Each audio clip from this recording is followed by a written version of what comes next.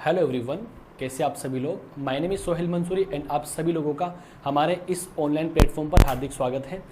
दोस्तों, जैसे कि आप लोगों को पता है कि हम लोगों ने ऑर्गेनिक केमिस्ट्री के कुछ लेक्चर्स अपलोड कर दिए हैं और आप लोगों ने काफ़ी अच्छी तरीके से उन लेक्चर्स को एंजॉय किया होगा। इतनी मैं दोस्तों आप लोगों से आशा कर सकता हूँ। अब देखो दोस्तों, आज हम इनऑर्गेनिक केमिस्ट्री का एक बहुत ही प्यारा टॉपिक है और देखो उस टॉपिक का नाम है बेसिकली मेटलर्जी। सही है, हिंदी में उसको धातु कर्म कहा जाता है। धातु कर्म की हम लोग शुरुआत करेंगे। दोस्तों, बात की जाती है धातु कर्म की कि धातु कर्म से क्या कहानी होती है, धातु कर्म को पढ़ना क्यों पड़ता है, ये सारी प्रोसेस हम लोग डिस्कस करेंगे। हम बेसिक इंट्रो से चालू करेंगे और टॉपिक को डेप्थ तक लेकर जाएंगे। अब तो लेक्चर को शुरू करने से पहले कुछ बातें मैं आप लोगों से डिस्कस कर लेता हूं, कुछ बातें मैं आपको बता देता हूं कि पूरे लेक्चर में चलने वाला क्या है। सही है दोस्तों, पूरे लेक्चर के दौरान बस खाली आप लोगों को यह बात याद करना है कि जो टॉपिक आपको पढ़ा दिया गया है उसको आप आज के आज तैयार करें, क्योंकि इस चैप्टर के अंदर ज्यादा चीजें आपको याद करनी पड़ेगी। इट मीन्स यहाँ पर कॉन्सेप्चुअल पार्ट बहुत ही ज्यादा कम होता है और यहाँ पे याद करने वाली चीजें बहुत ज्यादा होती है। सही है। अब मैं बात करूं जेट एग्जामिनेशन की, तो जेट एग्जामिनेशन में आज की क्लास से एक क्वेश्चन आपको मिल जाता है। अगर ओवरऑल बात करूं एग्जाम की, तो कम से कम 2 सवाल आपको देखने को मिलेंगे और सवाल भी बहुत आसान होंगे। लेवल कुछ ज्यादा होता नहीं है, हर एक चीज को समझना है, हर एक चीज को अपने दिल में उतारना है और बारी बारी से नोट्स बनाने हैं। तो स्टार्ट करते हैं आज का हमारा लेक्चर, जिसका नाम है धातु कर्म, जो कि बहुत ही बढ़िया साबित होने वाला है। तो लेक्चर को शुरू करने से पहले मैं चाहूंगा कि आप लोग नोटबुक और पेन निकाल के बैठिए और हम हमारे लेक्चर की शुरुआत करते हैं। सब लोग डाल दीजिए हेडिंग धातु कर्म। सही है, धातु कर्म आप सब लोग डाल दीजिए हेडिंग। आज का जो हमारा टॉपिक रहेगा धातु कर्म के बारे में रहेगा। सही है, चलो हम लोग बात करते हैं धातु कर्म की, जो कि बहुत ही प्यारा टॉपिक है, बहुत अच्छा टॉपिक है, समझने वाला टॉपिक है। मतलब यहाँ पर कॉन्सेप्चुअल पार्ट तो कम होते हैं लेकिन याद करने वाली चीजें बहुत ज्यादा होती है। तो हम लोग डालते हैं हेडिंग धातु कर्म। ओके, चलो आराम से एक एक बात को हम लोग समझेंगे कि कहानी क्या होती है इन चीजों की और कितना ज्यादा इंपॉर्टेंस है हमारे लिए होता है। बताऊंगा मैं अभी आप लोगों को, डोंट वरी। एक बार ही हम लोग लिख देते हैं, एक बार चैप्टर का नाम लिख देते हैं और चैप्टर का नाम लिखने के बाद में चैप्टर की गहराइयों तक हम लोग जाने की कोशिश करेंगे। सो आप सभी लोग चिंता ना करें, बिल्कुल फिक्र ना करें, हम आपको अच्छी तरीके से एक्सप्लेन कर देंगे हर एक चीज। सही है, चलो धातु कर्म की हम लोग बात करेंगे ना, धातु कर्म की हम लोग बात करेंगे। देखो ये साफ नहीं बना, इसको हटाते अच्छी तरीके से, इसको बॉक्स में बंद करेंगे अपन ना, अच्छी तरीके से बॉक्स में बंद करेंगे। ऊपर से चलेंगे, ऊपर से देखो मात्रा वात्रा थोड़ी गलत हो जाती है। ये लो, सही है। चलो अपन क्या करते, इसको यहाँ से हटाते, रफ करते हैं यहाँ से। चलो साफ करो इसको यहाँ से, चलो यहाँ से हटाओ, यहाँ से हटाओ, इसके अंदर लिखते हैं हम लोग धातु कर्म। सही है, चलो देखो कहानी बहुत प्यारी कहानी है बेटा जी, धातु कर्म की बहुत प्यारी कहानी है। इस प्यारी सी कहानी की हम लोग आज शुरुआत कर देंगे और मान के चलिए मेरे दोस्तों, मान के चलिए हम आने वाले कुछ लेक्चर्स के अंदर इसको कंप्लीटली बाइंड अप कर देंगे। आई थिंक आप लोगों को एसी की आवाज़ आ रही होगी बहुत ज़्यादा, जाने क्यों आज इतनी आवाज़ कर रही है। चलो फिर भी आप लोग कोशिश करना, समझने की कोशिश करना क्या बातें मैं आपसे समझाना चाह रहा हूँ। देखो बेटा जी, देखो बंद ही करना पड़ेगा इसको, आप इरिटेट हो रहे होंगे। सही है, बंद ही करना पड़ेगा। दोस्तों अब हम बात करते हैं हमारे धातु कर्म की कि धातु कर्म का इंपॉर्टेंस क्या होता है। देखो दोस्तों, आप लोगों ने देखा होगा कि आप लोग जब अपने आसपास में देखोगे, सबसे पहले मैं आपको एक बात बताता हूं, धातु कर्म का मीन क्या होता है। धातु कर्म का बेसिकली मीन होता है कि जो आपके ओर्स होते हैं ना, अयस्क होते हैं, अयस्कों से शुद्ध धातु प्राप्त करना क्या कहलाता है, बेसिकली धातु कर्म कहलाता है। अब ये अयस्क क्या होते हैं, खनिज क्या होते हैं, अशुद्धियां क्या होती है, इनको हम समझने की कोशिश करेंगे। बेसिकली हम यहाँ पे धातु की बात करेंगे। फिलहाल अभी मैं आप लोगों को बता देता हूं। देखो आप लोग देखो, मेरे हाथ में एक वॉच आपको नजर आ रही है, तो वॉच का जो डायल जो बना हुआ है दोस्तों, ये डायल किसी ना किसी मेटल का बना हुआ है। आप लोग सोने वगैरह, सोने या चांदी की आप लोग अंगूठी पहनते हो, आप लोग गले में चेन पहनते हो, हार वगैरह पहनते हो, तो वो भी एक प्रकार की धातु होती है। उसके अलावा जो अपन अपनी जो ममा होती है, जो घर में किचन में जो सामान यूज करती है खाना पकाने के लिए, वो बेसिकली एल्यूमिनियम के बने होते हैं। हाँ ना बोलो बेटा जी। कई बार तांबे के भी बने होते हैं। तो इन सभी बातों को हमको समझना है। आप लोगों के घर में बाइक होगी, कार होगी, इसके अलावा बहुत सारे ऐसे लोहे के सामान होंगे, वो सारी क्या होती है, लोहा भी एक धातु होती है, वो सारी धातु होती है। जैसे हमारे सामने जो हम लेक्चर शूट कर रहे हैं, या आपको जो स्मार्ट बोर्ड नजर आ रहा है, इसका जो फ्रेम बना हुआ है, ये फ्रेम भी लोहे का बना हुआ है। कैमरा स्टैंड है वो भी लोहे का बना हुआ है। इट मींस हमको ये पता लगा कि धातुएं हमारे चारों तरफ से घिरी होती है और धातुओं के बिना हम जीवन की कल्पना नहीं कर सकते। क्या मैं आपसे एक सवाल यहां से कर सकता हूं? क्या मेरा सवाल आप लोगों से ये है कि जो धातु कर्म में हम लोग डिस्कस कर रहे हैं, क्या आप लोगों को सोना शुद्ध अवस्था में प्राप्त होता है? क्या आप लोगों को सिल्वर शुद्ध अवस्था में प्राप्त होता है? क्या आपको लोहा शुद्ध अवस्था में प्राप्त होता है? क्या आप लोग कहोगे नहीं, इनकी तो बड़ी बड़ी होती है और खानों से इनको निकाला जाता है, फिर इनका शुद्धिकरण करके हम इनको यूज में लेते हैं। बात समझ पा रहे हो आप लोग? तो बेसिकली धातु कर्म की प्रक्रिया यही होती है कि जो हमारे अयस्क होते हैं, अयस्कों से शुद्ध धातु प्राप्त करने की जो प्रोसेस होती है, जितनी भी केमिकल रिएक्शन यहां पे काम आती है, जितनी भी रासायनिक विधियां यहां पर काम आती है, उसको कलेक्टिवली धातु कर्म कहा जाता है। एक एक बात को समझने की कोशिश करेंगे। सही है?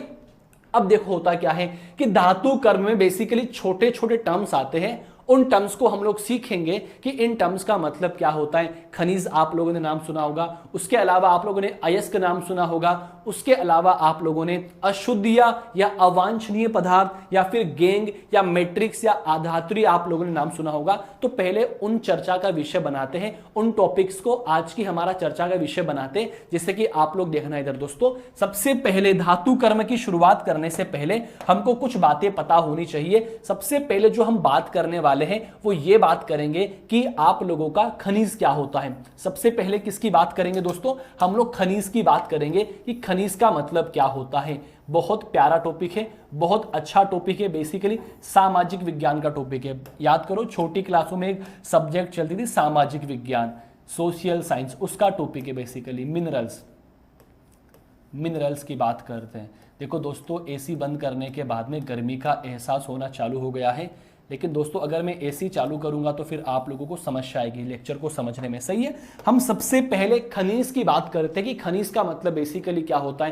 देखो खनिज का मतलब ये होता है कि धातु कर्म में धातु प्राप्त करने के लिए जो सबसे पहला प्रोसेस होता है वो खनिज होता है। खनिज का मतलब ये होता है कि ऐसे, खनिज का मतलब क्या होता है, ऐसे पदार्थ, या आप लोग ऐसे बोल दो कि धातुओं के साथ पाए जाने वाली कुछ अवांछनीय पदार्थ जिनको हम लोग खानों से निकालते हैं या खनन के द्वारा निकालते हैं, ये क्या कहलाते हैं? खनिज कहलाते हैं। तो खनिज का मतलब क्या होता है कि संयुक्त अवस्था में पाए जाने वाले ऐसी धातुएं जिनके साथ में कुछ अशुद्धियां या अवांछनीय पदार्थ भी उपस्थित होते हैं और जिनको खानों के द्वारा खनन करने के पश्चात हम लोग निकालते हैं, खनिज कहलाते हैं। जरा आप लोग बात समझने की कोशिश करना। मैंने आप लोगों को क्या बोल दिया, खनिज का बेसिकली मीन क्या होता है। खनिज की बेसिकली परिभाषा आप लोग लिख सकते हो कि प्रकृति में संयुक्त अवस्था में पाए जाने वाले धातु जिनमें विभिन्न धातुओं के कुछ यौगिक पाए जाते हैं, साथ में कुछ अशुद्धियां पाई जाती है। तो बेसिकली खनिज का मतलब क्या होता है?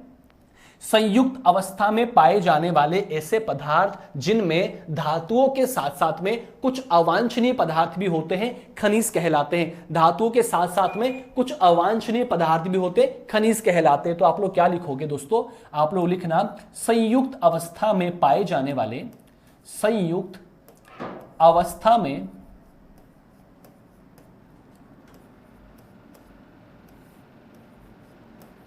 पाए जाने वाले, संयुक्त अवस्था में पाए जाने वाले ऐसे यौगिक, सुनना बेटा जी, ऐसे यौगिक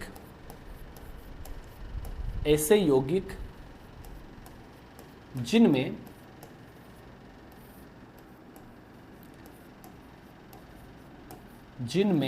धातुओं के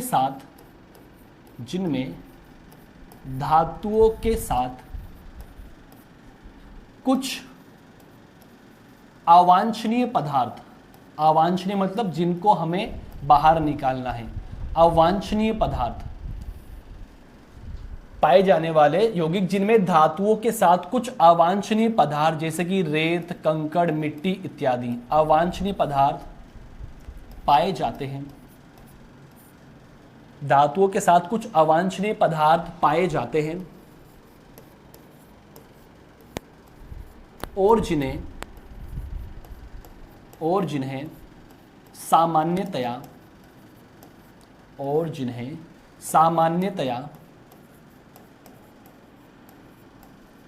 खनन के द्वारा निकाला जाता है। माइंस में निकालते खनन के द्वारा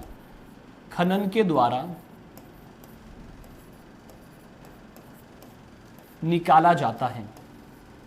खनन के द्वारा निकाला जाता है। खनिज कहलाते हैं। देखो कितनी प्यारी डेफिनेशन हम लोगों ने बनाई है।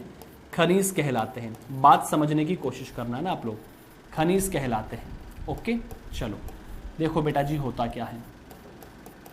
बेसिकली हम लोग खनिज के बारे में कुछ आपको जानकारी ये दी है कि खनिज का मतलब क्या होता है। खनिज का मतलब ये होता है कि संयुक्त अवस्था में पाए जाने वाले कुछ ऐसे यौगिक जिनमें धातुओं के साथ कुछ अवांछनीय पदार्थ पाए जाते हैं, क्या कहलाते हैं? खनिज कहलाते हैं। क्या आप लोग मेरी बात समझ पा रहे हो? अब देखो बेटा जी, खनिज को खानों से खनन के द्वारा निकाला जाता है। तो आप लोग छोटी सी डेफिनेशन समझ चुके हो। धातु कर्म का पहला प्रोसेस होता है खनिज को बाहर निकालना। फिर उसके बाद में जो सेकंड टर्म आता है दोस्तों, वो टर्म आती है अयस्क।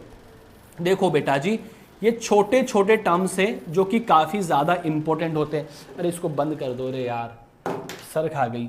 सेकंड जो पॉइंट आता है मेरे दोस्तों, वो अयस्क के बारे में आता है, और के बारे में आता है। तो मैं लोग और की बात करता हूं, मैं अयस्क की बात करूंगा। अयस्क का मतलब क्या होता है दोस्तों? अयस्क का मतलब होता है कि खनिजों से शुद्ध धातु प्राप्त करने के लिए, मतलब खनिजों से धातुओं का निष्कर्षण सुगमता से कम खर्चे पे किया जाता है, अयस्क कहलाते हैं। हाँ ना बोलो बेटा जी। तो अयस्क की डेफिनेशन क्या बनेगी, मैं आपको समझाने की कोशिश करता हूं। वे खनिज जिनसे कम लागत एवं आसानी से धातु का निष्कर्षण किया जाता है, अयस्क कहलाते हैं। आज भाई गर्मी खतरनाक होने वाली है। एसी फेल हो चुकी है, तो गर्मी का एहसास होगा बेटा जी। देखना बेटा जी क्या डेफिनेशन बनेगी। डेफिनेशन ये बनेगी बेटा जी, वे खनिज जिनसे, देखो मैं समझाऊंगा आपको डायग्राम समझा के, जिनसे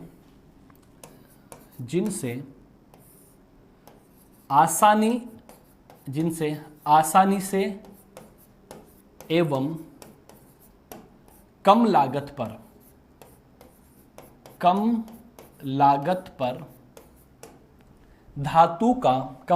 पर धातु का निष्कर्षण किया जाता है।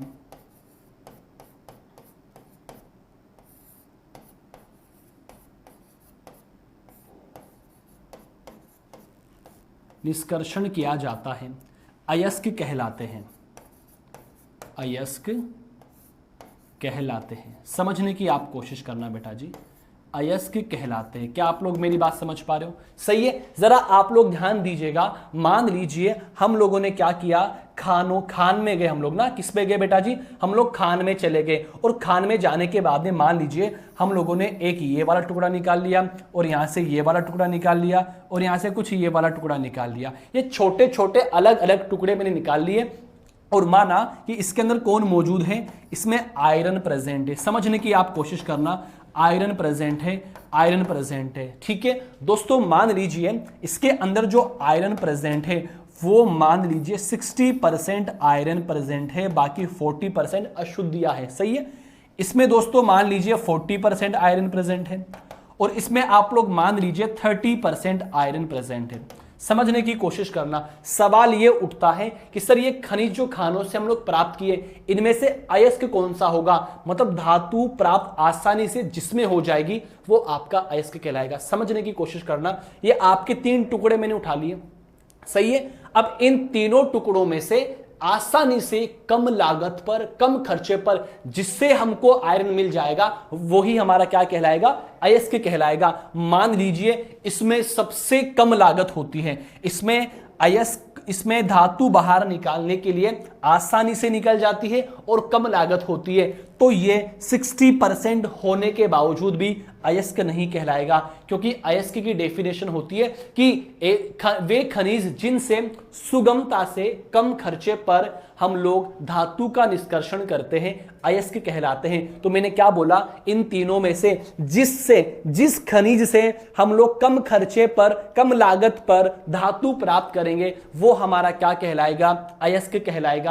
क्या आप मेरी बात समझ चुके हो? अब दोस्तों होता क्या है, इसमें एक पॉइंट और आता है और उसका नाम होता है बेटा जी अपअयस्क। क्या नाम होता है बेटा जी? मैं यहां पे लिखने की कोशिश करता हूं दोस्तों, यहां लिख देता हूं मैं। तीसरा जो पॉइंट आता है भाई वो आता है अपअयस्क। जरा ध्यान दीजिएगा दोस्तों, अपअयस्क। अरे हाँ ना बोलो बेटा जी, या तो अपअयस्क बोल दो, या फिर आप लोग आधात्री बोल दो, या फिर आप लोग मैट्रिक्स बोल दो, या फिर आप लोग अशुद्धि बोल दो। सही है दोस्तों, कुछ भी बोल दीजिए जो आपको अच्छा लगे। एक सेकंड रुको, बाहर से आवाज आ रही है, उनको मना करता हूं, शायद नहीं आ रही। सही है। अब देखो बेटा जी अपअयस्क का मीन क्या होता है दोस्तों? अपअयस्क का मीन होता है कि अयस्कों में जो अवांछनीय पदार्थ होते हैं, जो अशुद्धियां होती है, जो रेत कंकड़ पत्थर होते हैं, उनको क्या कहा जाता है? अपअयस्क कहा जाता है। अधात्री बोल सकते हो, मैट्रिक्स बोल सकते हो, अशुद्धि बोल सकते हो। क्या आप लोग मेरी बात समझ पा रहे हो? अब जरा ध्यान दीजिएगा, इन अयस्कों से, ये अयस्क आपके प्रेजेंट है, मान लीजिए ये वाला आपका अयस्क है, क्योंकि ये आसानी से हमको प्राप्त होता है, आसानी से प्राप्त होता है, तो मैंने इसको अयस्क बोल दिया। इसमें क्या प्रेजेंट है दोस्तों? इसके अंदर प्रेजेंट है आप लोगों की अशुद्धियां प्रेजेंट है। अब इन अशुद्धियों को बाहर निकाला जाता है। इन अशुद्धियों को बाहर निकालना ही क्या कहलाता है? धातु कर्म कहलाता है, जिसके लिए बहुत सारी प्रोसेस होती है, बहुत सारी रासायनिक विधियां होती है। उन सभी को हम चर्चा का विषय बनाने वाले हैं, तो जरा आप ध्यान दीजिएगा। अब देखो होता क्या है, इन अयस्कों से धातु दो तरीके से प्राप्त की जा सकती है। अरे दोस्तों मैंने यहां पे आयरन को लिखा है, अरे इसकी जगह कुछ और भी तो हो सकता था, कॉपर हो सकता था, जिंक हो सकता था, अरे उस लोहा हो सकता था, चांदी हो सकता था, सोना हो सकता था, प्लेटिनम हो सकता था। अरे भाई धातु तो कुछ भी हो सकती है ना। तो इसके आधार पर हम लोग दो तरीके के क्लासिफिकेशन को डिस्कस करते हैं, वो मैं आपको समझाने की कोशिश करता हूं। एक बारी आप लोग इसका स्क्रीनशॉट ले लीजिए, फटाफट जल्दी से आप लोग इसका स्क्रीनशॉट ले लीजिए, ठीक है, बहुत बढ़िया। तो जैसे मान लीजिए दोस्तों, जैसे मान लीजिए ये हमारा कोई अयस्क है, मान लीजिए मैंने यहां पे बना दिया ये कोई हमारा अयस्क है, सही है। ये एक टुकड़ा हमने निकाला है कहीं से, इसको हमने क्या बोल दिया बेटा जी? अयस्क बोल दिया। जरा समझने की आप लोग कोशिश करना, कुछ भी बना दो, टेढ़ा मेढ़ा बना दो बेटा जी। अब इसके अंदर क्या है, इसके अंदर क्या है? ये जो पिंक कलर से जो मैं बना रहा हूं ये है अपनी अशुद्धियां। क्या है बेटा जी? अपनी अशुद्धियां हैं। जरा आप समझने की कोशिश करना। तो ये तो कौन हो गया? आपका अयस्क हो गया। कौन हो गया बेटा जी? आपका अयस्क हो गया। तो जरा ध्यान दीजिएगा, इस अयस्क में से इन अशुद्धियों को बाहर निकालना क्या कहलाता है बेटा जी? सामान्यतया धातु कर्म कहलाता है। जरा आप लोग ध्यान दीजिएगा मेरे दोस्तों, जैसे आपने इसको बाहर निकाला, जैसे आपने इसको बाहर निकाला तो हमको ये क्या प्राप्त हो गया? हमको देखो ये धातु प्राप्त हो गई। इसके अलावा ये अशुद्धियां किधर आ गई बेटा जी? मान लीजिए ये अशुद्धियां इधर आ गई। जरा आप ध्यान दीजिएगा दोस्तों, तो ये क्या होता है? बेसिकली धातु कर्म की प्रोसेस होती है। धातु कर्म में क्या होता है? हम लोग धातु प्राप्त करते हैं। धातु कर्म में क्या होता है? हम लोग धातु प्राप्त करते हैं, और ये धातु दो तरीके से प्राप्त हो सकती है, ये धातु दो प्रकार की हो सकती है। तो जरा आप लोग ध्यान दीजिएगा। एसी बंद कर दो ना यार, ये आवाज कर रही है, गर्मी खतरनाक हो रही है भाई। चलो दोस्तों ध्यान देना, अब हम लोग बात करते हैं मेरे भाई, अब हम लोग किसकी बात करेंगे? हम लोग बात करेंगे कि पूरी पीरियोडिक टेबल के अंदर जो धातुएं होती हैं उनका योगदान कितना होता है। दोस्तों वेरी वेरी इंपॉर्टेंट कहानी बनने वाली है, क्योंकि छोटा सा क्वेश्चन यहां से बन जाता है कि पूरी पीरियोडिक टेबल में, चलो मैं आपसे ही आंसर पूछ लेता हूं, मैं आपसे ही क्वेश्चन पूछ लेता हूं और आप लोग उसका आंसर कमेंट कर दीजिएगा। मैं आप लोगों से सवाल यह कर रहा हूं कि पूरी पीरियोडिक टेबल के अंदर धातुओं का योगदान, मेटल्स का योगदान कितना प्रतिशत होता है, ये मेरा क्वेश्चन है और आप इसका आंसर बिल्कुल कमेंट कीजिए। बिल्कुल आपको कमेंट करना पड़ेगा। ऑप्शन में आपको देता हूं 30%, 40%, 50%, 60%, 70%, 80%, 90% या फिर 100% कितना होता है आपको कमेंट करना है। तो जरा आप लोग प्लीज ध्यान दीजिएगा। इसका कुछ हो सकता है यार, ये आवाज कर रही है, मैंने चालू करके देखे 2 बार, इसमें तो देखा नहीं मैंने, नहीं आएगी। चलो ध्यान दीजिएगा दोस्तों। अब हम लोग बात करते हैं दोस्तों, अब हम लोग बात करते हैं, हम लोग किसकी बात करेंगे, सबसे पहले तत्व की बात करेंगे दोस्तों। तत्व की बात करेंगे जिसको आप लोग क्या बोलते हो मेरे भाई, एलिमेंट बोलते हो। जरा आप लोग ध्यान दो दोस्तों, एलिमेंट बोलते हो। तो पूरी पीरियोडिक टेबल के अंदर जो एलिमेंट होते हैं बेसिकली 3 टाइप के हो सकते हैं। जो एलिमेंट होते हैं मेरे दोस्तों कितने टाइप के हो सकते हैं, ये 3 टाइप के हो सकते हैं। तो जरा आप लोग ध्यान दीजिएगा दोस्तों, ये 3 टाइप क्या क्या हो सकते हैं, ये 3 टाइप क्या क्या हो सकते हैं, मैं आप लोगों को समझा देता हूं, मैं आप लोगों को समझा देता हूं ये 3 टाइप क्या क्या हो सकते हैं। जरा आप लोग ध्यान दीजिएगा, आप गौर फरमाना बेटा जी, इधर जरा आप गौर फरमाना, ये कमाल की बात होने वाली है। यहां से कॉन्सेप्चुअल पार्ट चालू होने वाला है। देख लो बेटा जी क्या कहानी होती है, जरा आप लोग देख लो बेटा जी। बिल्कुल आपको देखना पड़ेगा, संघर्ष करना पड़ेगा, सफलता पाने के लिए संघर्ष करना बिल्कुल जरूरी होता है। जरा आप ध्यान दो, इधर से आप लोग ध्यान देना बेटा जी। ये मैंने एलिमेंट्स को क्लासिफाई कर दिया, सही है। ये एलिमेंट बेसिकली दोस्तों 3 प्रकार के हो सकते हैं। एक तो हो सकता है आप लोगों की अधातु, जरा आप समझने की कोशिश करो मेरे भाई। एक तो कौन होता है, अधातु होता है, जिसको आप लोग क्या कहते हो बेटा जी, नॉन मेटल कहते हो। क्या कहोगे मेरे दोस्तों, नॉन मेटल कहोगे दोस्तों। एक आपकी क्या हो सकती है, एक आपकी धातु हो सकती है जो कि हमारा चर्चा का विषय बनेगा आज, जिसको आप मेटल कहोगे। क्या कहोगे बेटा जी, मेटल कहोगे। एक क्या होती है, एक होती है उपधातु। क्या होती है बेटा जी, उपधातु होती है, जो कि आप लोग जानते हो। इसको क्या कहा जाता है, मेटेलोइड्स कहा जाता है। क्या कहोगे बेटा जी, मेटेलोइड्स कहोगे। जरा ध्यान दीजिएगा दोस्तों, जरा आप लोग ध्यान दीजिएगा। तो हमने क्या देखा कि पूरी पीरियोडिक टेबल 3 तत्वों से मिलकर बनी होती है, 3 प्रकार के तत्वों से मिलकर बनी होती है। It may be metals, it may be non metals and it may be metalloids. हाँ ना बोलो बेटा जी। तो पीरियोडिक टेबल के अंदर सारे प्रकार के तत्व मौजूद होते हैं। लेकिन आपको मैं एक बात बता देता हूं दोस्तों, पूरी पीरियोडिक टेबल के अंदर 80% कौन पाई जाती है, धातुएं पाई जाती हैं। पूरी पीरियोडिक टेबल के अंदर 80% धातुएं पाई जाती हैं। और आपको प्रकृति के अंदर यह धातु फ्री स्टेट में भी देखने को मिलेगी और आपको कंबाइन फॉर्म या संयुक्त अवस्था में भी देखने को मिलेगी। अब 80% की बात की जाती है तो 80% जरा आप ध्यान देना यार। अगर आप लोग एस ब्लॉक की बात करोगे, अरे दोस्तों अगर आप लोग एस ब्लॉक एलिमेंट की बात करोगे, अरे इनको तो मुझे पढ़ना ही नहीं है, मेरा चैप्टर ही धातु के बारे में है। अगर एस ब्लॉक की बात करोगे, अरे तो हाइड्रोजन को छोड़ के बाकी सारे क्या होते हैं बेटा जी, मेटल्स होते हैं। क्या होते हैं बेटा जी, मेटल्स होते हैं। जरा ध्यान दीजिएगा, सही है। उसके अलावा मैं डी ब्लॉक की बात करता हूं। अरे डी ब्लॉक को क्या कहा जाता है, डी ब्लॉक को कहा जाता है ट्रांजिशन मेटल। अरे शायद आप लोगों को पता होगा मेरे भाई,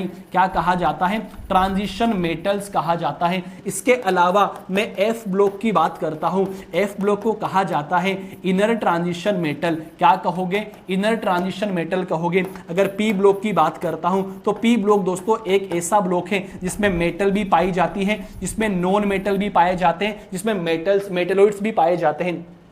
तो इन सभी का योगदान मिला के, मेटल्स का योगदान मिला के कितना है मेरे दोस्तों, 80% योगदान है पीरियोडिक टेबल के अंदर। क्या आप लोग मेरी बात समझ पा रहे हो क्या, जरा मुझे बता दीजिए, क्या आप लोग मेरी बात समझ पा रहे हो क्या, कितना प्रतिशत योगदान है। कोई आपसे पूछ ले तो क्या कहोगे कि पूरी पीरियोडिक टेबल में 80% योगदान है धातुओं का। जरा ध्यान दो ना दोस्तों। अब ये धातु 2 प्रकार से एग्जिस्ट करती है। पहले मैं इसका सफाया कर देता हूं बेटा जी, पहले इसको मैं हटा देता हूं, जरा ध्यान दो, पहले इसको मैं हटा देता हूं। ये तो जानकारी के लिए मैंने आप लोगों को बता दिया है, सही है।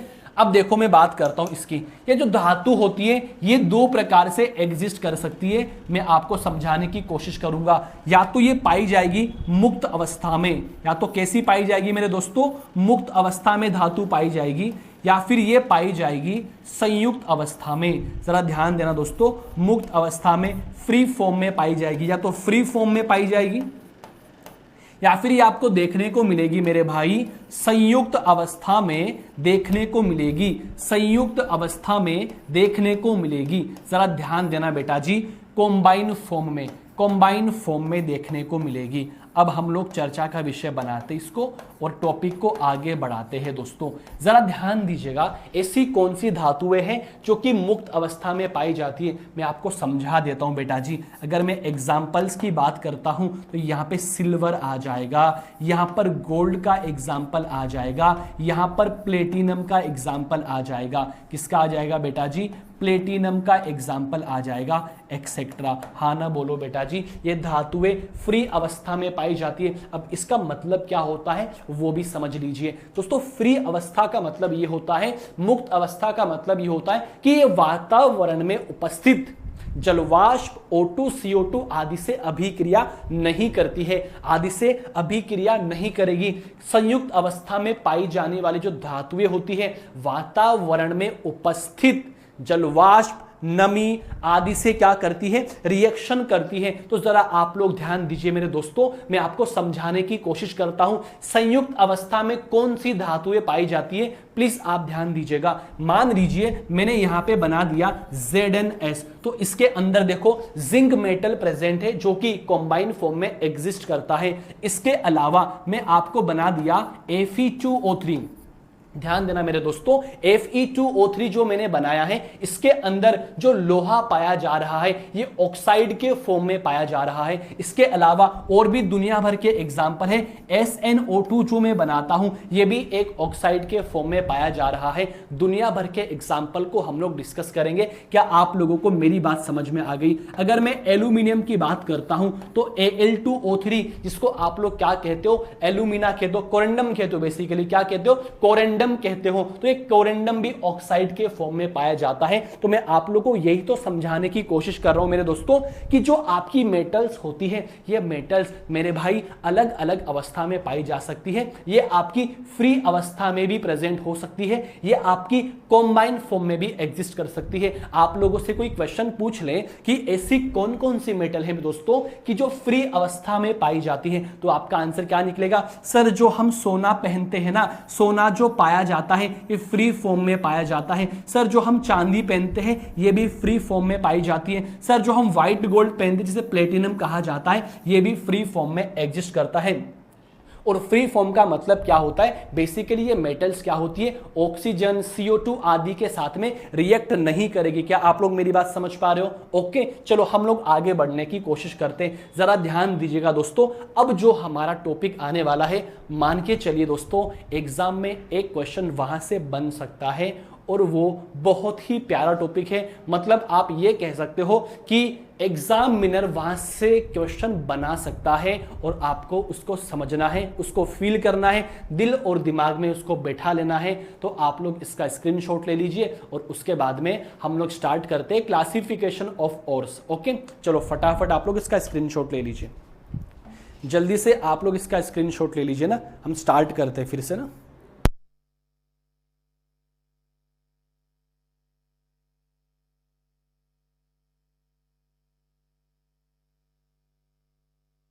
तो आप लोगों ने देखा कि क्या कहानी होती है। एक बार मैं फिर से रिकॉल कर देता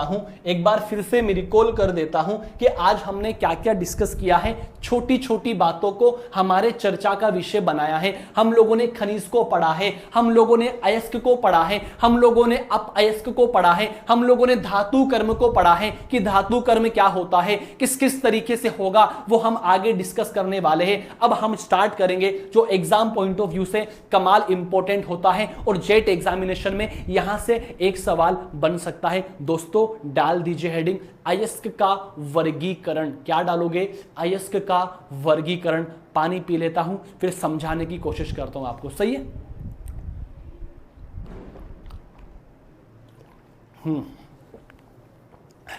अब हम लोग बात करेंगे दोस्तों अयस्क के क्लासिफिकेशन की बात करेंगे जो कि एग्जाम पॉइंट ऑफ व्यू से कमाल इंपॉर्टेंट होता है। डाल दो आप सब लोग हेडिंग अयस्क का वर्गीकरण। क्या डाल दोगे बेटा जी? अयस्क का वर्गीकरण, क्लासिफिकेशन ऑफ ओर। अयस्क का वर्गीकरण, classification of ore. Classification of ore कहा जाता है अयस्क को। और का मतलब क्या होता है? अयस्क होता है।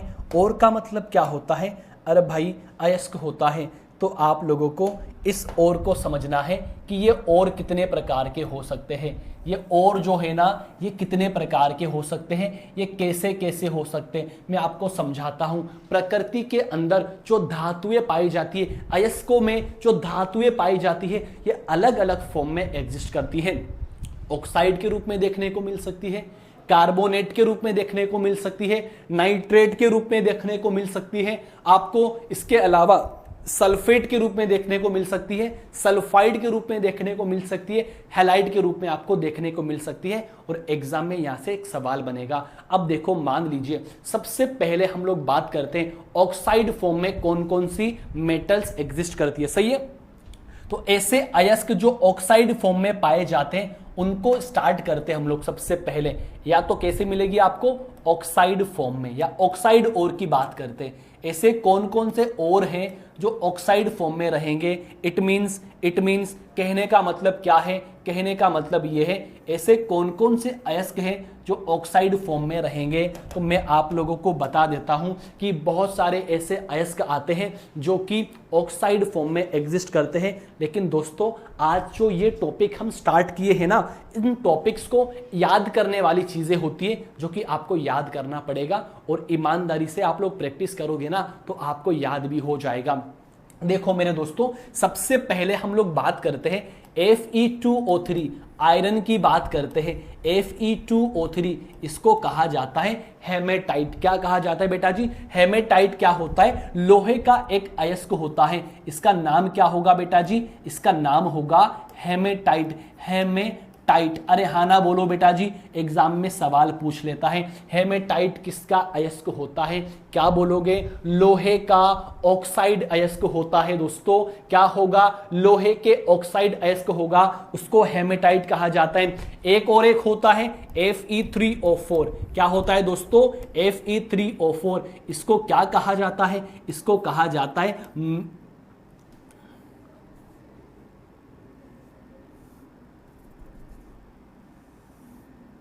इसको कहा जाता है मैग्नेटाइट। क्या कहा जाता है बेटा जी? मैग्नेटाइट।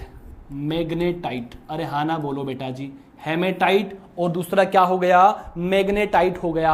अरे हाँ ना बोलो मेरे दोस्तों, ये भी लोहे का अयस्क होता है। इसी तरीके से हम लोग बात करें, हम लोगों ने बात की TiO2 की बात की। अरे TiO2 टाइटेनियम का एक ऑक्साइड होता है जिसे हम लोग क्या बोलते हैं बेटा जी? रूटाइल बोलते हैं। याद हो जाएगा आप लोगों को, रूटाइल बोलते हैं। रूटाइल का फॉर्मूला क्या होता है? कोई पूछ ले, TiO2 होता है। जरा समझने की कोशिश करना। मैं आप लोगों से पूछ लूं, SnO2 इसको कैसेटेराइट बोलते हैं। क्या कहा जाता है? टिन ऑक्साइड कैसीटेराइट कहा जाता है। बस आज के इस चर्चा के विषय में आपको ये नाम याद करना है, कैसीटेराइट कहा जाता है। जरा आप लोग समझने की दोस्तों कोशिश करना, जरा आप लोग समझने की कोशिश करना। ये ऐसे बंद कैसी हो गई भाई? चलो जरा आप लोग समझने की कोशिश करना। कैसीटेराइट हो गया। उसके अलावा हम लोग बात करते हैं ZnO। किसकी बात करते हैं? ZnO। इसे दोस्तों कहा जाता है जिंकाइट। कहा जाता है बेटा जी? जिंकाइट कहा जाता है। जरा आप लोग समझने की कोशिश करो। क्या आप लोगों को मेरी बात समझ में आ रही है? और भी दुनिया भर के एग्जाम्पल हैं, जैसे कि मैंने लिख दिया Cu2O। क्या लिखा बेटा जी? Cu2O लिखा, जिसे क्या कहा जाता है? रूबी कॉपर कहा जाता है। बहुत प्यारा सवाल है, एग्जाम में पूछ सकता है, रूबी कॉपर निम्न में से कौन होगा? तो Cu2O को क्या कहा जाता है मेरे भाई? रूबी कॉपर कहा जाता है। और भी एग्जाम्पल में लिखवाऊंगा दोस्तों, जैसे कि मैंने यहां पे लिखा, यहां पे Al2O3। क्या लिखा बेटा जी? Al2O3। एक दोस्तों मैंने लिखा Al2O3.2H2O। एक दोस्तों मैंने लिखा Al2O3।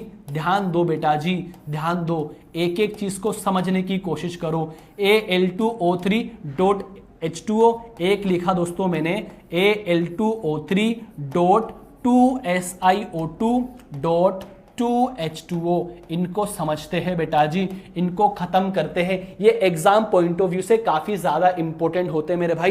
देखो मैं आपको समझाता हूं दोस्तों, मैं आप लोगों को समझाता हूं। जो Al2O3 होता है ना भाई, एल्यूमिनियम का ऑक्साइड अयस्क होता है, जिसे हम लोग कहते हैं बेटा जी, हम लोग क्या कहेंगे, इसको कहेंगे कोरेंडम। क्या कहेंगे दोस्तों, कोरेंडम कहेंगे। इसका नाम होता है कोरेंडम। Al2O3 को क्या कहेंगे, कोरेंडम कहेंगे। क्या आप लोगों को याद हो जाएगा?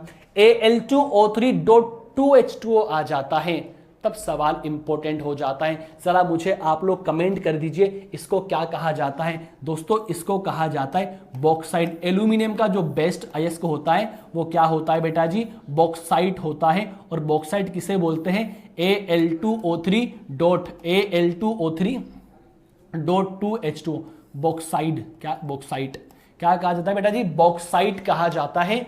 एक होता है Al2O3.1H2O, इसको दोस्तों कहा जाता है डाइस्पोर कहा जाता है। क्या कहा जाता है बेटा जी, डाइस्पोर कहा जाता है। मैं आपको समझाऊंगा सवाल क्या बनता है। और इसको हम लोग बोलते हैं क्ले।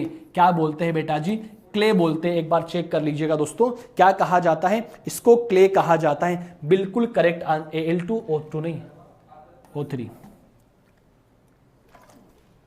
बोलो बेटा जी। देखो एग्जाम में सवाल क्या क्या बन सकते हैं दोस्तों, एग्जाम में सवाल यह बन सकता है कि ऑक्साइड अयस्क जो होते हैं, आपको पता होना चाहिए किसका ऑक्साइड अयस्क क्या होता है। देखो दोस्तों, मैंने कुछ एग्जांपल्स आपको एक्सप्लेन किए हैं, इनके अलावा भी दुनिया भर के एग्जांपल होते हैं, मैं आपको बता देता हूं बेटा जी।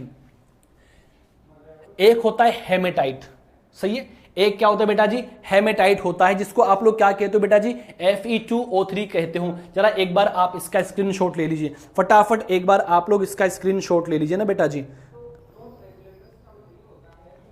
आप लोग इसका स्क्रीनशॉट ले लीजिए बेटा जी ना। देखो ये सारे ऑक्साइड ओर के बारे में मैंने आप लोगों को बता दिया है। अब मैं आपको बताता हूं कि एग्जाम में सवाल क्या बनेगा। दोस्तों एग्जाम में सवाल ये पूछ लिया कि मान लीजिए निम्न में से एल्यूमिनियम का अयस्क कौन सा होता है, तो अब आपको 1 2 3 4 चीज आपको नजर आ रही है। तो दोस्तों याद रखना, एल्यूमिनियम का जो सबसे बढ़िया अयस्क होता है वो बॉक्साइड होता है। क्या होता है मेरे दोस्तों, बॉक्साइड होता है। अगर आपसे पूछ ले दोस्तों कोई कोरेंडम का फॉर्मूला क्या होता है, दोस्तों यहां से सवाल बनते हैं भाई।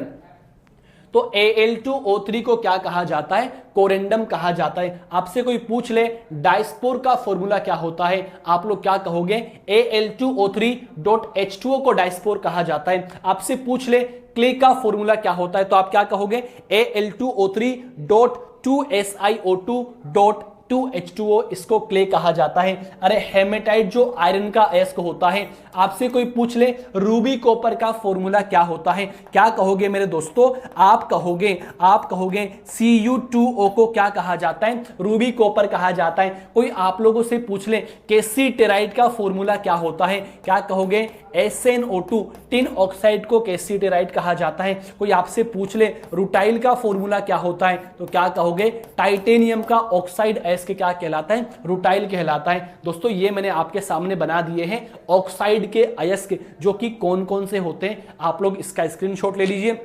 फिर हम लोग बात करेंगे दोस्तों कार्बोनेट अयस्क की बात करेंगे। फटाफट आप लोग इसका स्क्रीनशॉट ले लीजिए, है ना, फटाफट आप लोग इसका स्क्रीनशॉट ले लीजिए, सही है। फटाफट आप लोग इसका स्क्रीनशॉट ले लीजिए, सही है।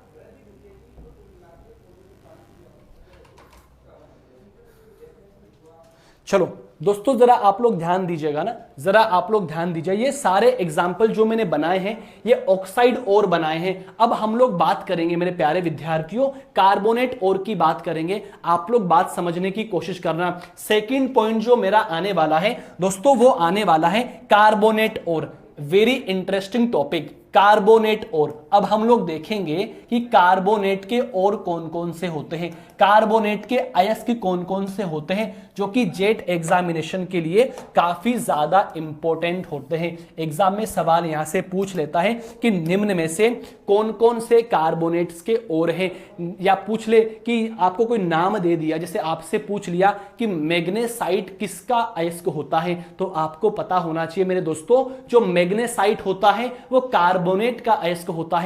बहुत ही प्यारा सवाल है, यहां से क्वेश्चन बनते हैं। दोस्तों आप लोग ध्यान दीजिएगा हम लोग क्या क्या पढ़ते हैं यहां से।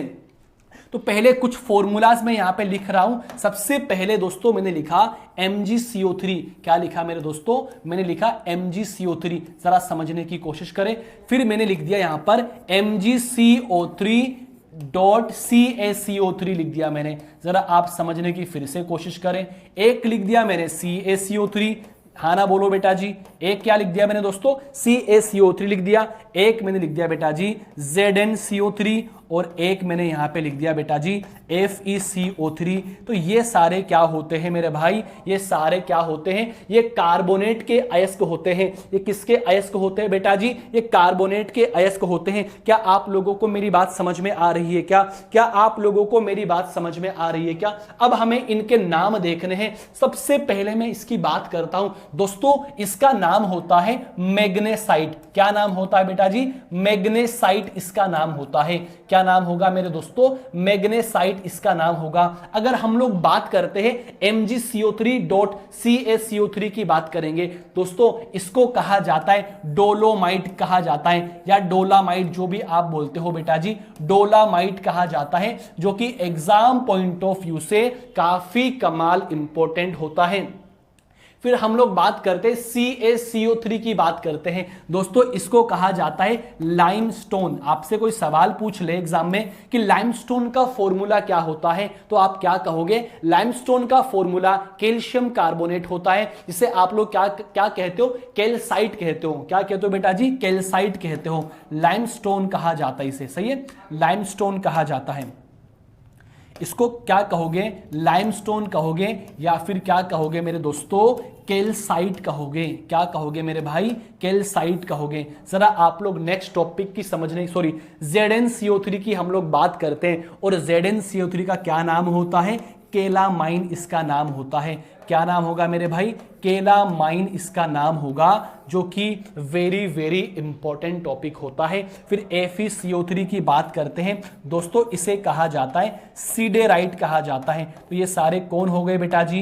ये सारे कार्बोनेट के अयस्क हो गए, जो कि आपको पता होना चाहिए। अरे हाँ ना बोलो मेरे दोस्तों। क्या आप लोग बता सकते हो कि आपसे एग्जाम में सवाल ये पूछ लें कि निम्न में से केलामाइन क्या होता है? तो केलामाइन किसका अयस्क है बेटा जी? कार्बोनेट का अयस्क होता है। क्या फॉर्मूला होता है? Zinc carbonate ZnCO3। आपसे कोई पूछ ले कि लोहे के कार्बोनेट अयस्क का क्या नाम होता है, तो आप लोग क्या कहोगे? सिडेराइट नाम होता है, जिसका फॉर्मूला क्या होता है? FeCO3 होता है। आपसे कोई पूछ ले कि डोलामाइट का फॉर्मूला क्या होता है, तो डोलामाइट का फॉर्मूला क्या होता है बेटा जी? MgCO3 CaCO3 को कहा जाता है डोलामाइट। मैग्नेसाइट किसको कहा जाता है? MgCO3 को मैग्नेसाइट कहा जाता है। तो मेरे प्यारे विद्यार्थियों, जो ये मैंने अभी और बनाए हैं, ये जो मैंने अयस्क बनाए हैं, ये दोस्तों जो ये अयस्क है कार्बोनेट के अयस्क है। आपको नजर तो आ रहा है ना बेटा जी? यहां पे देखो, ये रहा कार्बोनेट। देखो बेटा जी, carbonate carbonate carbonate carbonate carbonate. हाँ ना बोलो, बात समझ में आ रही है? अब एक बात बताओ, इसमें याद करने वाली चीजें क्या है, समझाने वाली चीजें क्या है? अरे आपको प्रैक्टिस करना है, आपको याद करना पड़ेगा। फॉर्मूला आपके दिमाग में छपना चाहिए, दिमाग में सारे फॉर्मूले आपको पता होने चाहिए। और ये कैसे याद होगा मेरे दोस्तों? जितनी ज्यादा प्रैक्टिस आप लोग करोगे, उतना ही ज्यादा मजा आने वाला है। तो जरा आप लोग ध्यान दीजिएगा। हम लोग नेक्स्ट टॉपिक की बात करते हैं, नेक्स्ट अयस्क की बात करते हैं। एक बारी आप लोग इसका स्क्रीनशॉट ले लीजिए। जल्दी से आप लोग इसका स्क्रीनशॉट ले लीजिए बेटा जी। सही है, चलो देखो, अब हम लोग किसकी बात करेंगे? हम लोग बात करेंगे हैलाइड अयस्क की बात करेंगे। ये भी काफी इंपॉर्टेंट टॉपिक है बेटा जी। हैलाइड अयस्क डाल दो हेडिंग आप सब लोग, हैलाइड अयस्क, हैलाइड ओर्स।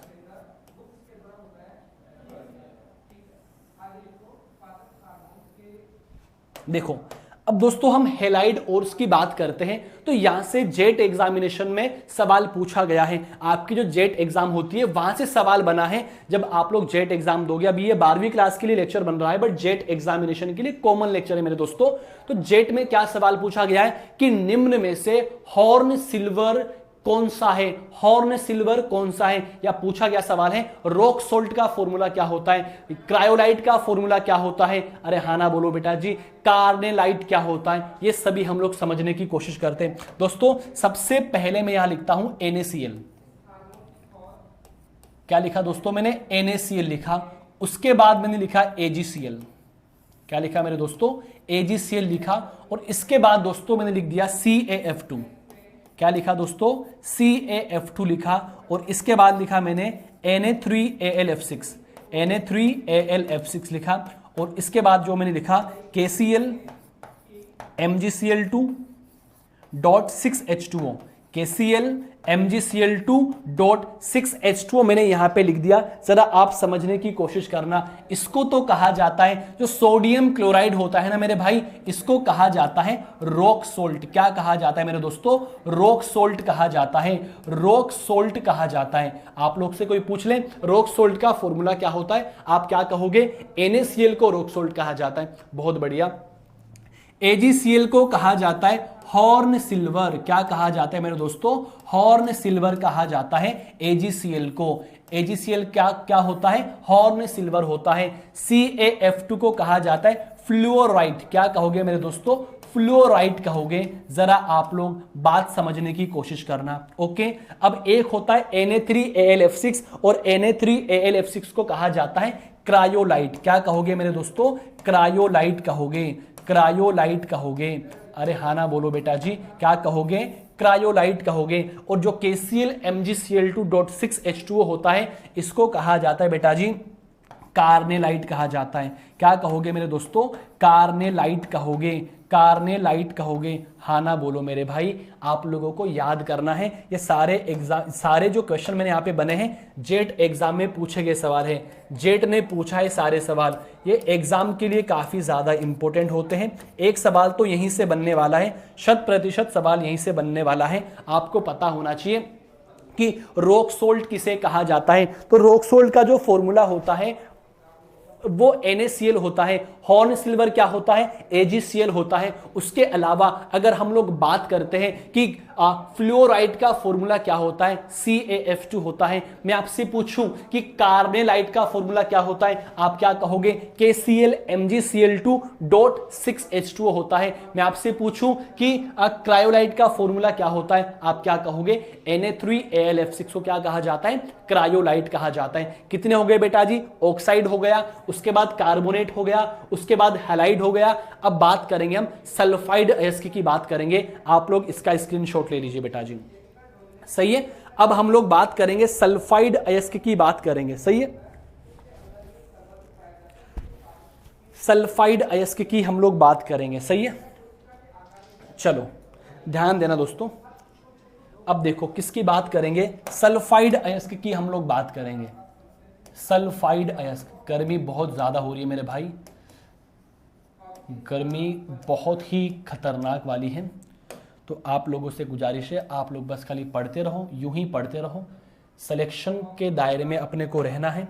देखो मेरे प्यारे बच्चों, सल्फाइड अयस्क की हम लोग बात करते हैं। यहां से भी जेट एग्जामिनेशन में बहुत सारे क्वेश्चन पूछे गए हैं। तो जेट एग्जामिनेशन को बेसिकली ये चाहता है जेट वाला कि जो सवाल जो होते हैं ना, एकदम आसान सवाल हो, बच्चा पढ़कर थोड़ा सा दिमाग लगाकर उस क्वेश्चन को टिक कर देवे कि हाँ भाई सही करने वाला है। अब देखो इसमें क्या क्या हम लोग पढ़ेंगे। सबसे पहले मैं लिखता हूं यहां पर PBS। क्या लिखा दोस्तों मैंने, यहां लिखा मैंने PBS लिखा, बहुत बढ़िया। उसके बाद मैंने लिखा बेटा जी HGS। उसके बाद दोस्तों मैंने लिखा Cu2S। उसके बाद लिखा ZnS और उसके बाद लिखा मैंने FeS2। देन मैंने लिखा CuFeS2। एक एक बात इंपॉर्टेंट होती है और जेट वालों ने तो पूछ के रखा है भाई, कूट कूट के पूछा है जेट वाली एग्जाम में कि सबसे पहले आपसे सवाल ये करूं कि सिनेबार किसका अयस्क होता है, सिनेबार किसका अयस्क होता है। तो आप फटाफट कमेंट कर दीजिए सिनेबार किसका अयस्क होता है। मैं सवाल आप लोगों से करूं कि गेलेना किसका अयस्क होता है, गेलेना के अंदर कौन सी धातु पाई जाती है, आप लोग आंसर कमेंट कर दीजिए। मैं आप लोगों से पूछ लूं कि जो आपका जिंक ब्लेंड होता है उसमें कौन सी धातु पाई जाती है, मैं आपसे ऐसे पूछ लूं जो कॉपर ग्लांस होता है उसमें कौन सी धातु पाई जाती है। खैर ये तो नाम से ही समझ में आ गया। देखो PBS को कहा जाता है गेलेना। क्या कहा जाता है मेरे भाई, गेलेना कहा जाता है। PBS को क्या कहा जाता है, गेलेना कहा जाता है। तो गेलेना किसका अयस्क है, गेलेना Pb का सल्फाइड अयस्क होता है और जो HgS होता है इसको कहा जाता है सिनेबार। क्या कहा जाता है मेरे दोस्तों? सिनेबार कहा जाता है। और सिनेबार किसका अयस्क होता है? मरकरी का अयस्क होता है। इंपॉर्टेंट कहानी है। Cu2S को कहा जाता है कॉपर ग्लांस। क्या कहोगे मेरे भाई? कॉपर ग्लांस कहोगे, कॉपर ग्लांस कहोगे। और Zns को कहा जाता है, इसको कहा जाता है जिंक ब्लेंड। क्या कहा जाता है मेरे भाई? जिंक ब्लेंड कहा जाता है, जो कि आप लोगों को याद करना है। उसके बाद FeS2 को कहा जाता है आयरन पाइराइट। क्या कहा जाता है बेटा जी? आयरन पाइराइट कहा जाता है, आयरन पाइराइट कहा जाता है।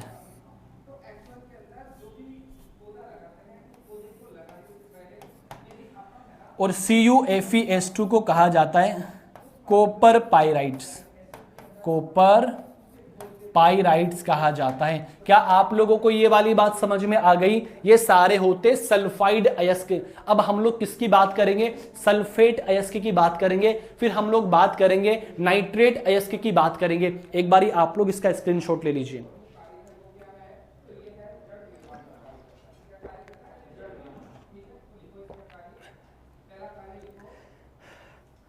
अब हम लोग बात करेंगे सल्फेट अयस्क की बात करेंगे।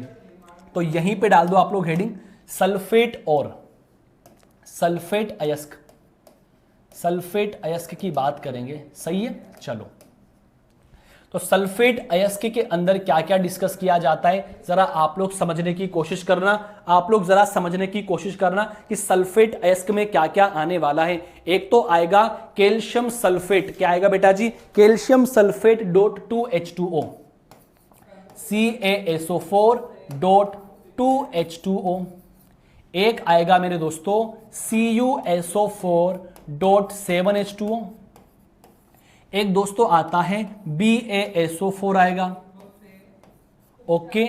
और एक देखो और क्या आता है, इसको तो कहा जाता है एप्सम लवण।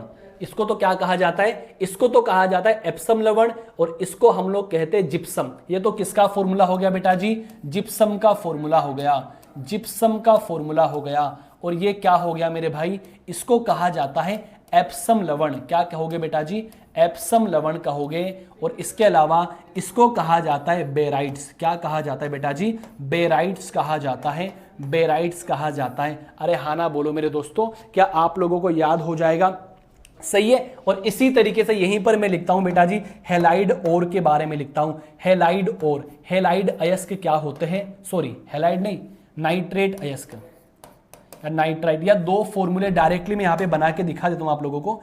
एक दोस्तों मैंने यहां पर लिखा KNO3,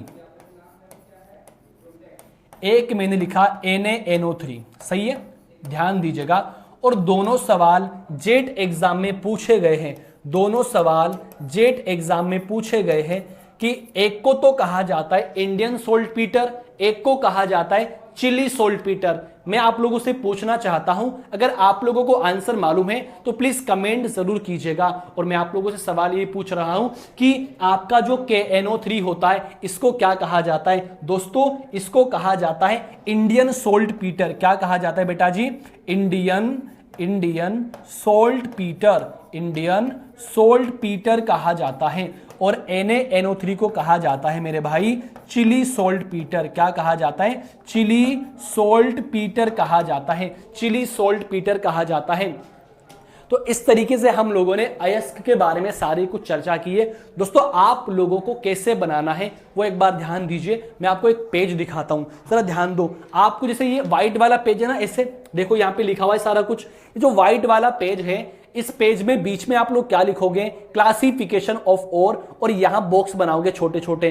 पहले आप लोग लिखना ऑक्साइड अयस्क के बारे में, फिर कार्बोनेट अयस्क के बारे में लिखना, फिर हैलाइड के बारे में लिखना, फिर सल्फाइड के बारे में लिखोगे। फिर उसके अलावा आप लोग लिखोगे सल्फेट के बारे में लिखोगे। फिर उसके अलावा आप लोग किसके बारे में लिखोगे? आप लोग लिखोगे नाइट्रेट के बारे में लिखोगे। सही है। देखो एक कहानी हम लोगों ने गलत कर दी, एक जो कहानी हम लोगों ने गलत की है ना वो मैं आपको सही करवा देता हूं बेटा जी। सही है, चलो बताता हूं बेटा जी। यहां पे MgSO4 आएगा, MgSO4 क्या आएगा बेटा जी? MgSO4। तो फटाफट आप लोग इसका स्क्रीनशॉट ले लीजिए, जल्दी से आप लोग इसका स्क्रीनशॉट ले लीजिए। कमाल इंपॉर्टेंट कहानी बनती जा रही है। तो अब ये हमने जो डिस्कस किया है मेरे भाई, ये हमने पढ़ा है कि अयस्कों का वर्गीकरण, कि अयस्क को हम लोग किस किस तरीके से बांट सकते हैं और किस किस कैटेगरी में बांट सकते हैं, ये आप लोगों को मालूम होना चाहिए। सही है, ये आप लोगों को पता होना चाहिए। तो हम लोगों ने क्या डिस्कस किया है, सिंपल हम लोगों ने क्या पढ़ा है, अयस्क क्या होता है, खनिज क्या होता है, अप अयस्क क्या होता है, अयस्क के कितने प्रकार होते हैं, कौन कौन से अयस्क होते हैं, किसका फॉर्मूला क्या बनता है। तो बेसिकली जो चार्ट हमने बनाया है ना मेरे भाई, ये चार्ट से एग्जाम में एक सवाल तो बनने वाला है। जेट एग्जामिनेशन में एक सवाल तो 100% बनने वाला है, 100% बनने वाला है। और वो क्या होता है, कुछ भी सवाल पूछ सकता है। अयस्क के वर्गीकरण से कैसा भी सवाल बन सकता है। आप लोगों से पूछ लें कि सिनेबार किसका अयस्क होता है, जो कि कमाल इंपॉर्टेंट सवाल है। सिनेबार होता है मरकरी का अयस्क होता है। आपसे पूछ ले गेलेना किसका अयस्क होता है, तो आप क्या बोलोगे, पीबी का अयस्क होता है। आपसे कोई सवाल पूछ ले कि जो आपका हेमेटाइट होता है वो किसका अयस्क होता है, आप कहोगे आयरन का होता है। आपसे कोई पूछ ले एप्सम लवण का फॉर्मूला क्या होता है, तो क्या बोलोगे MgSO4.7H2O। आपसे कोई सवाल पूछ ले कि आपका हॉर्न सिल्वर क्या होता है, वो क्या होता है बेटा जी, AgCl होता है। तो मेरे दोस्तों आज के इस लेक्चर में बेसिकली हम लोगों ने कुछ छोटे छोटे टर्म्स होते हैं उनके बारे में सीखा है। सो मैं आप सभी लोगों से गुजारिश करना चाहूंगा कि लेक्चर नंबर 2 को भी आप अच्छे से देखो, और लेक्चर नंबर 2 काफी ज्यादा समझने वाला है। तो अभी मेरे इस लेक्चर को मैं समाप्त करता हूं, तब तक के लिए आप सुरक्षित रहें और अपना ध्यान रखें। और इस लेक्चर को प्लीज आप सभी लोग याद कर लीजिए, क्योंकि याद करने वाले टॉपिक से सारे फॉर्मूले आपको पता होने चाहिए, सारों के नाम पता होना चाहिए, कौन किसका अयस्क होता है वो पता होना चाहिए। ये सारी बातें आप लोगों को पता होनी चाहिए। आने वाले लेक्चर के अंदर हम लोग 5-6 क्वेश्चन करेंगे, उसके बाद नेक्स्ट टॉपिक की हम लोग बात करेंगे। मैं सोहेल मंसूरी अभी आपके सामने से अलविदा लेता हूं। Thanks for watching this video. Thank you so much.